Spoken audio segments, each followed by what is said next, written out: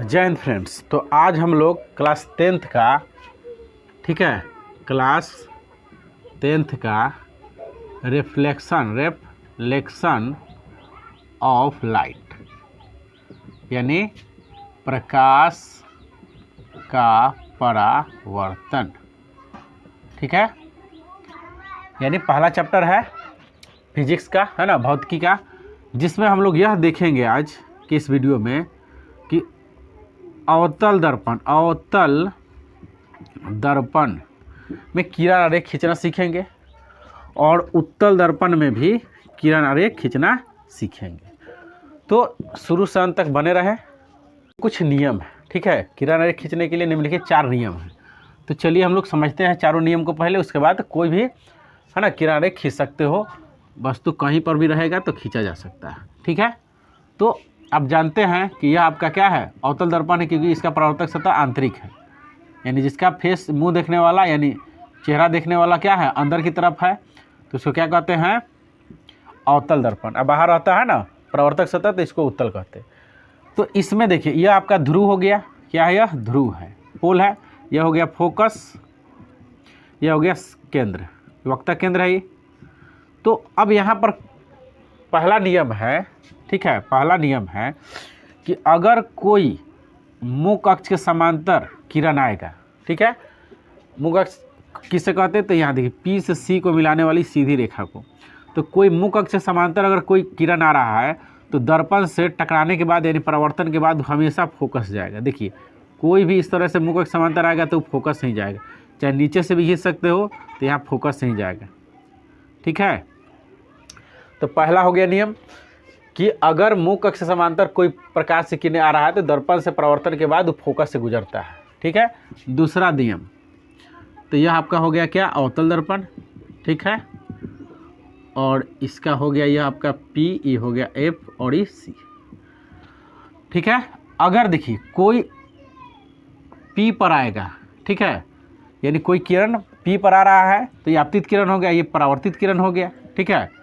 तो यह अभिलंब के काम करने लगा आपका PC।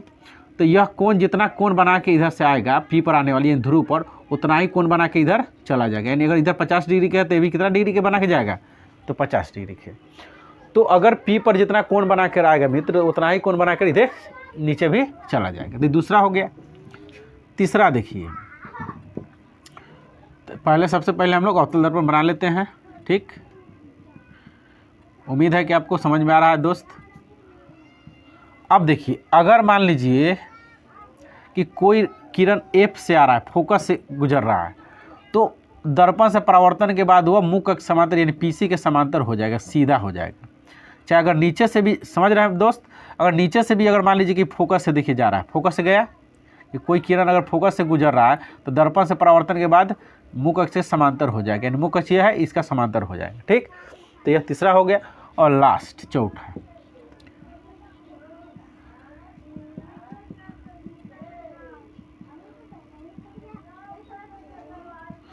अगर देखिए कोई अगर मान लीजिए कि C यानी C से अगर कोई प्रकाश किरण आएगा, ठीक है, वक्ता केंद्र से आएगा, तो दर्पण से परावर्तन के बाद फिर इसी पथ से लौट जाएगा, यानी C से आएगा इधर में है तो जाएगा CA से। तो इस तरह से यह 4 गो क्या है, किरण रेख खींचने का नियम। तो यही 4 गो नियम से कोई 2 किरण धरेंगे और किरण रेख, हम उत्तल दर्पण हो या तो अवतल दर्पण है, आसानी से खींच सकते हैं, ठीक है। तो चलिए अब शुरू करेंगे खींचने के लिए।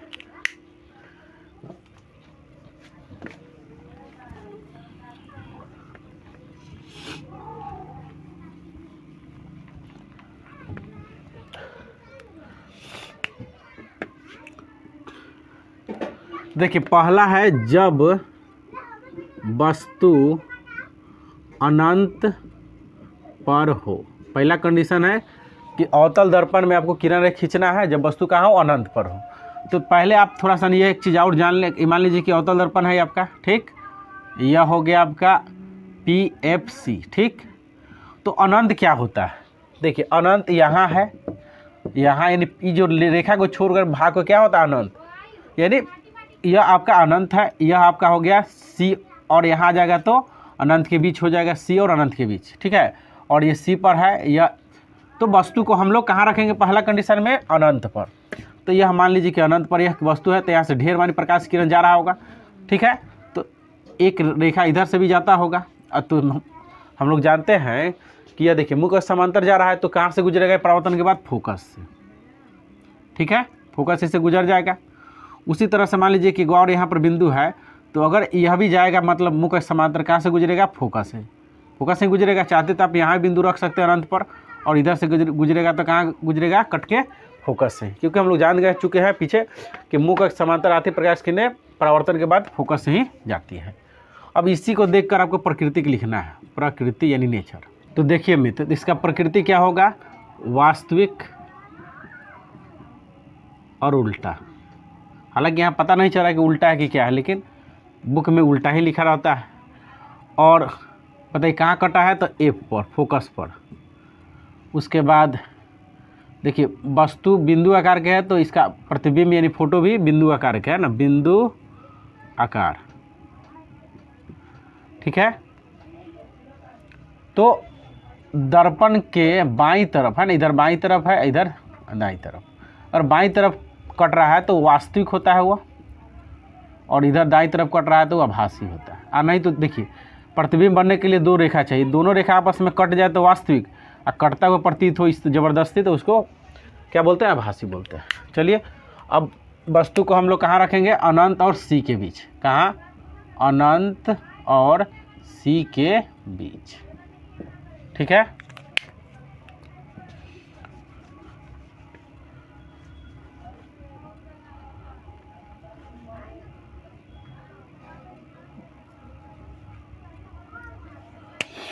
तो यह हो गया, तो यह अनंत है और यहाँ सी के बीच आ गया बस, ठीक है। अब यहाँ पर देखिए कभी भी यहाँ पर सिर्फ ढेर मानी प्रकाश किरण जा रहा होगा इधर उधर, है ना, क्योंकि कोई वस्तु पर प्रकाश से ढेर मानी किरण जाते हैं।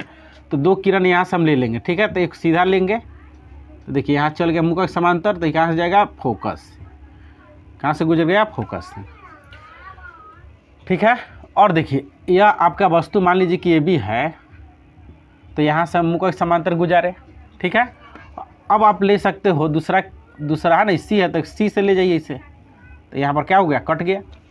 तो जहाँ प्रकाश की ने यह और यह कट गया, वही प्रतिबिंब, यानी ई हो गया आपका ए डैश, ये हो गया बी डैश।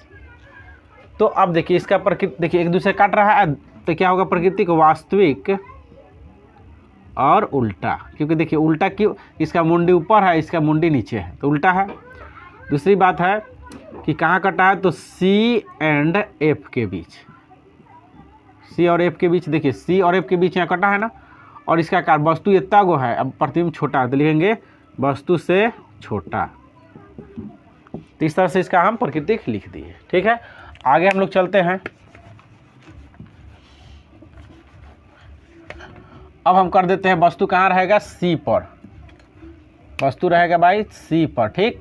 तो इसको थोड़ा सा नहीं है ना, मिल एफ हो गया, सी हो गया, तो यहाँ पर वस्तु को हम रख दिए। तो यहाँ से जाएगा तो क्या होगा, मुख समांतर पहले ले जाना है, ठीक है, और यहाँ से आप गुजारिए।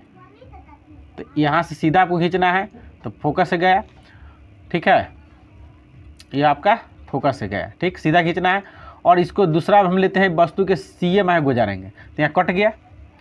तो देखिए यहाँ पर वस्तु जो है ना, कट गया है, तो अब यहाँ पर इसका फिर प्रकृति लिख सकते हैं, प्रकृति। तो क्या हुआ, वास्तविक और उल्टा, वास्तविक उल्टा, कहाँ कटा है, तो सी पर। और इस देखिए वस्तु जितना गो होता ही गो क्या है, प्रतिबिंब बना है, तो लिखेंगे वस्तु के आकार के प्रतिबिंब, यानी यहाँ लिख सकते हो बराबर आकार, क्या, बराबर आकार, ठीक है। चलिए आगे हम लोग देखते हैं।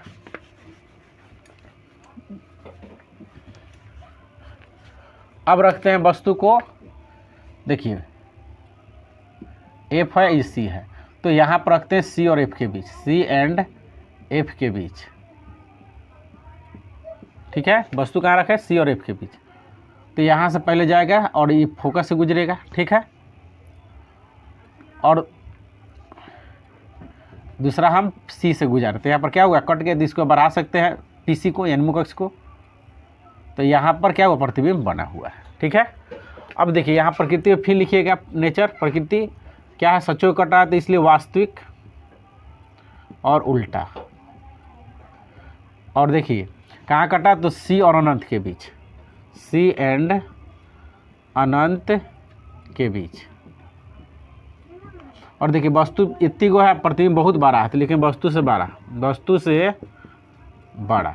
ठीक है, वस्तु से क्या लिखेंगे, प्रतिबिंब बना बड़ा।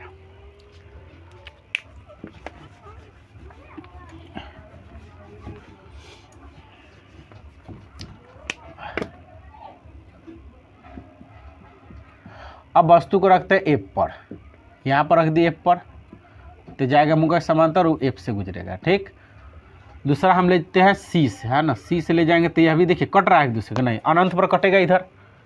तो यहाँ पर प्रकृति में आप लिखते हैं क्या, वास्तविक और उल्टा। पता नहीं यहाँ पर उल्टा हो क्या, लेकिन यहाँ अनंत पर दर्पण से बाईं ओर कटेगा, इसलिए वास्तविक उल्टा हो गया।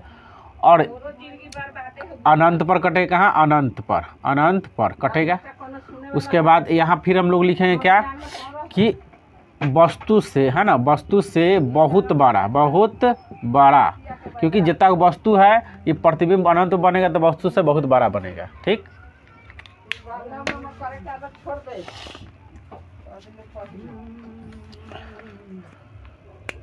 अब देखिए एफ एंड पी के बीच में वस्तु के वो रखेंगे कहाँ, एफ और पी के बीच में।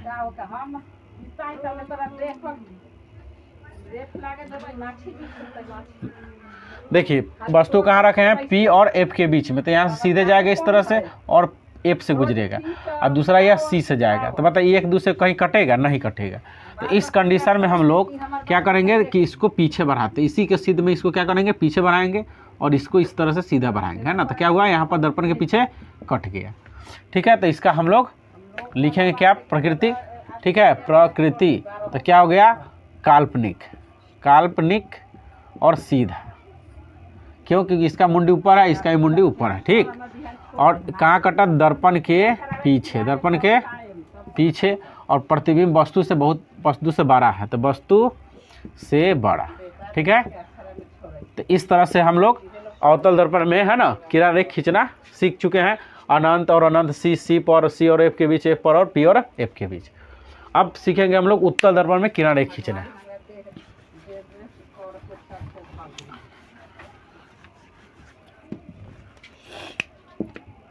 तो सबसे पहले उत्तल दर्पण आप बना लीजिए, है ना,